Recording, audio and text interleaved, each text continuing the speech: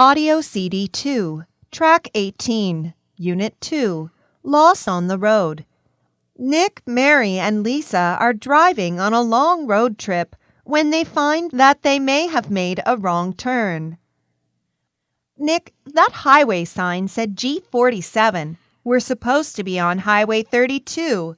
Hey, I have a great sense of direction. Relax. Wait, here's G47 on the map. This road takes us to Texas, not to New York. Oh, well, no problem. If we turn left here, we should get right back to the highway. The road is getting smaller, Nick, and we're getting low on gas. Uh-oh, that sign said G52. The map says it goes even further south, to Mexico. Let me see that map.